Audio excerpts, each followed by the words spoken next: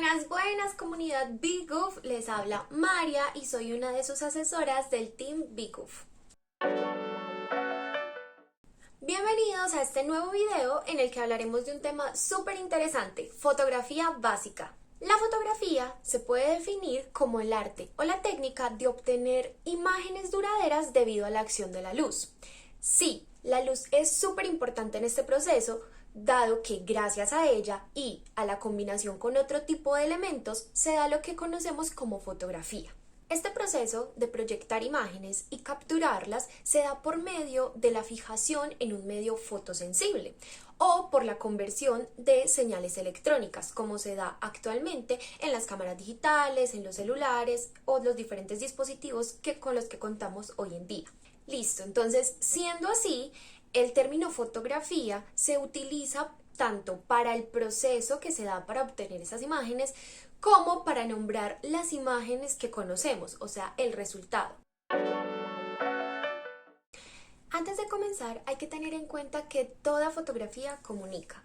Entonces, un primer paso podría ser preguntarte qué quisieras comunicar. Este puede variar con el tiempo o puedes descubrir nuevas cosas que quieres comunicar, cosas que no habías pensado. Sin embargo, el hacerte esta pregunta puede ayudarte a comenzar y a dar un primer paso en ese nuevo camino. Ahora vamos a hablar de algunos aspectos que son importantes y que debemos tener en cuenta a la hora de componer. Cuando hablamos de componer, nos referimos a esas decisiones que tomamos en cuanto a los elementos que aparecen en cuadro o en el visor o pantalla de nuestros dispositivos.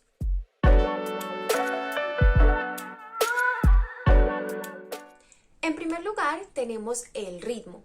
Con esto nos referimos a que un mismo elemento se repite dentro de la fotografía varias veces. Además, hay diferentes tipos de ritmos. En primera está el uniforme. Esto significa que el mismo elemento se repite de manera regular dentro de la fotografía.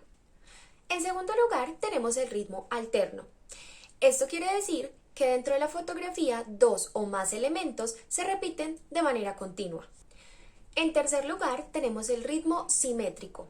Cuando este tipo de ritmo se da dentro de una fotografía, es posible dividirla por la mitad y obtener dos fotografías similares. Esto da la sensación de reflejo o de espejo. Por último, tenemos el ritmo radial, que como su nombre lo indica, este tipo de ritmo se da de manera circular y por lo general se da alrededor de un punto específico.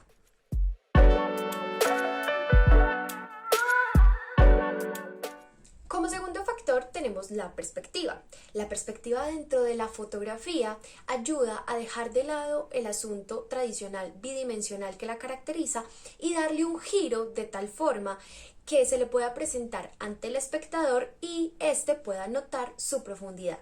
Este factor, al igual que el anterior, tiene diversos tipos. En primera, encontramos la perspectiva lineal. Esta se caracteriza por la unión de líneas en un mismo punto. También tenemos la perspectiva forzada. Cuando hablamos de perspectiva forzada, quiere decir que los elementos dentro de la composición están organizados de tal forma que se vean más grandes o más lejos de lo que en realidad están. Por último, tenemos la perspectiva a escala. Cuando hablamos de esta perspectiva, quiere decir que los elementos dentro de la composición están situados de forma tal que se vean más grandes o pequeños que otros.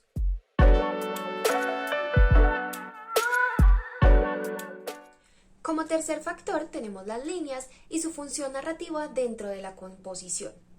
Cuando dentro de la composición existen líneas horizontales, estas transmiten estabilidad y tranquilidad. Por otro lado están las líneas verticales. Este tipo de líneas transmiten poder, firmeza, crecimiento, fuerza. Y por último tenemos las líneas diagonales. Este tipo de líneas le dan dinamismo a la fotografía.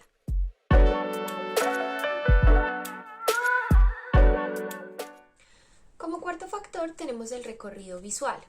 Debemos tener en cuenta la lectura del mundo occidental, que en este caso se da de izquierda a derecha, para así acomodar nuestros elementos dentro de la fotografía según su importancia.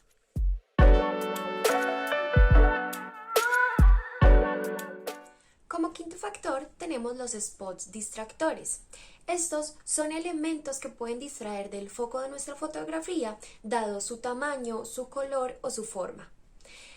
Con este tipo de elementos hay que tener bastante cuidado porque pueden jugarnos en contra si no los utilizamos de manera correcta.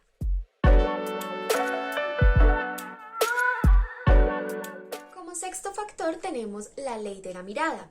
Esto es utilizado para organizar el encuadre de tal manera que el espectador dirija su mirada hacia el elemento que el protagonista de la fotografía está mirando también.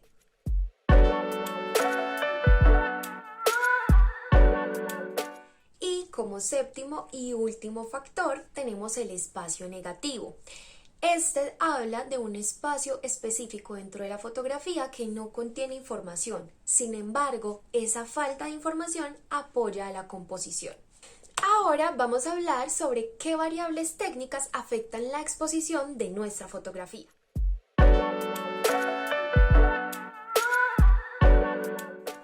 En primer lugar, tenemos el diafragma. Este es representado por una F en nuestros dispositivos. El diafragma maneja la apertura de las aspas de nuestros dispositivos y de esto depende qué cantidad de luz entra al sensor. Hay que tener presente una particularidad del funcionamiento del diafragma. Esta es que entre menor sea el número del diafragma, más abierto están las aspas de nuestro dispositivo, por lo tanto, mayor cantidad de luz entrará a nuestro sensor. De este mismo modo, entre mayor sea el número del diafragma, estarán más cerradas las aspas de nuestro dispositivo, por lo tanto, entrará menos luz a nuestro sensor.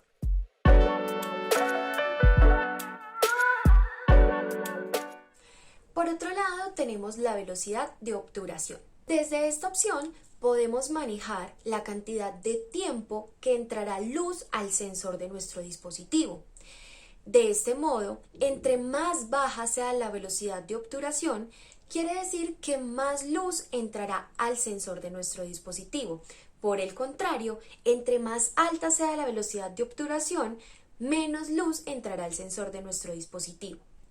Con estas configuraciones podremos realizar fotografías congeladas o en movimiento de escenas que se encuentren en movimiento.